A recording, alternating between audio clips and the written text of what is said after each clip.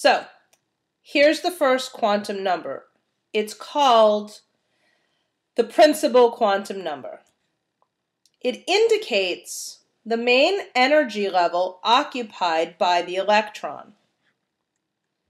It's got a symbol as well. Its symbol is N, and it encompasses positive integers. So energy level 1 is considered N equals 1, and energy level 2 is N equals 2, and energy level 3 is N equals 3. And we keep going up and up with increased energy. When N is larger, there's more energy. That hasn't changed from Bohr's model of the atom.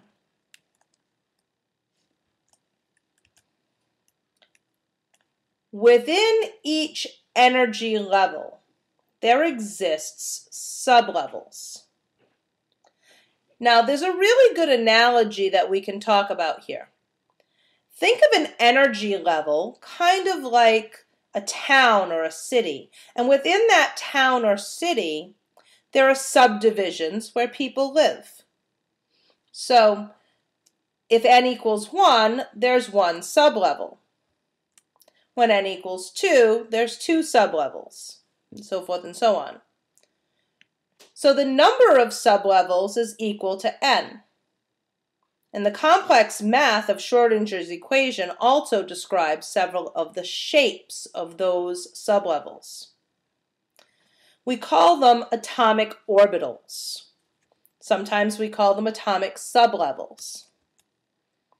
They're regions where there's a high probability of finding an electron. So again, the number of sublevels is equal to N. So if I had N is equal to 4, there's 4 sublevels. Kind of like a bigger city has multiple kinds of subdivisions within it. And the regions where there's high probability of finding an electron is called an atomic orbital.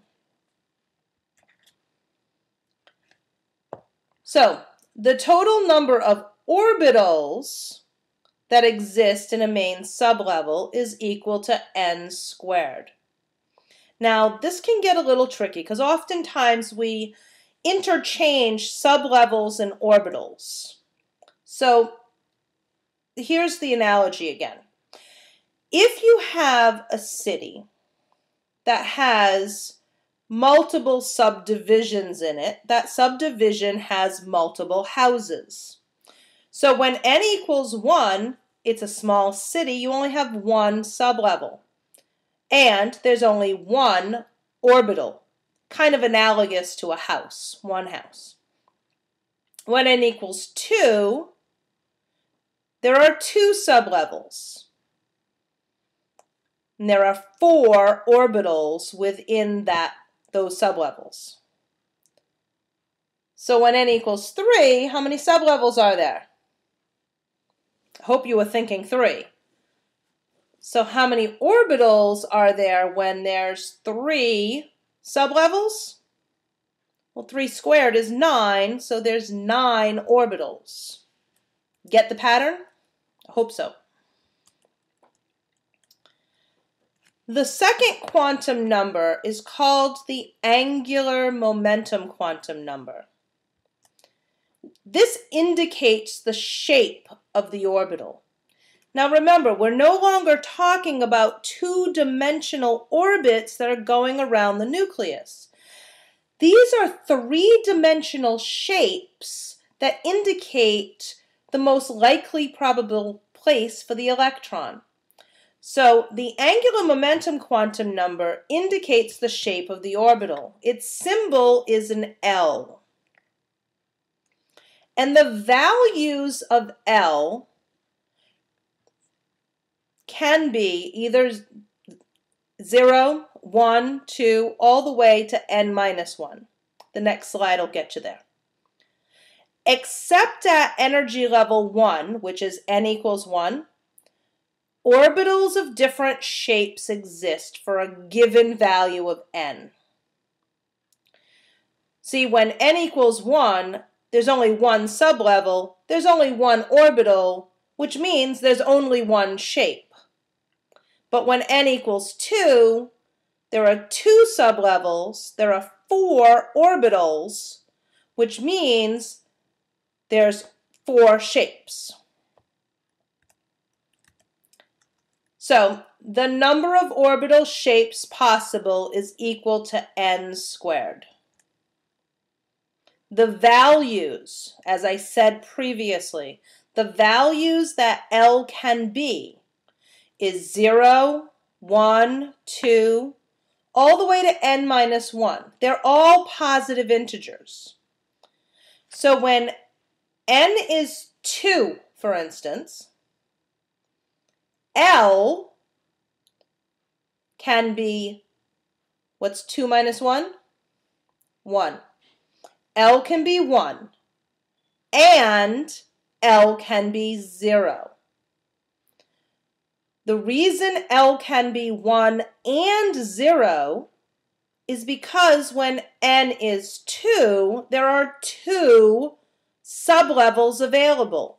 Each one of those sublevels have to have an L value associated with it. So when L is 0, that's one shape, and when L is 1, that's another shape. So let's look at these shapes of orbitals. When n is 1, L is 0. That means there's one orbital. We call it an s orbital. I understand that the letters don't necessarily translate into your minds into shapes, but they do. When L is 0, the only shape orbital that's available for electrons is called an s. When n is 2, the values of L are 0 and 1. There are 2 orbitals available, 2 sublevels, for these electrons to occupy. Again, when L is 0, the shape that goes with that number is an S. When L is 1, the shape that goes with that value is P. Very confusing, isn't it? When n is 3, there are 3 sublevels available. L values are 0, 1, and 2. Because there are 3 sublevels available, you need 3 values for L. Again, when L is 0, the shape that goes along with that is S. When L is 1, it's a P orbital. When L is 2, it's a D orbital. And so forth and so on. So these are what s orbitals look like. Depending on which energy level you're at, the size of the s orbital will change. There's one s orbital for every energy level. They're spherically shaped, and each s orbital can hold 2 electrons, no more than 2 electrons. The first one is called a 1s. It's the smallest in size. The second one is called a 2s. And the third one is called a 3s. And you can guess the pattern relative to what we call the 4th energy level and the 5th energy level and so forth and so on. Every single one has an s orbital. It's just a matter of the size of the orbitals increasing. Here are the p orbitals. They kind of look like, I don't know, peas or blueberries on an x, y, and z axes, right? The p orbitals start at the 2nd energy level. Remember, when n is 1, there's only one shape. That would be an s. When n is 2, we're at the 2nd energy level, you've got 2 shapes, the s and the p. So there are 3 different directions that the p orbitals can be oriented. They're the PX, the PY, and the PZ. The three different shapes are called dumbbells. I don't know why they came up with the term dumbbells. To me, they look more like figure eights than dumbbells, but I guess in someone's mind they did look a little bit like the dumbbells at the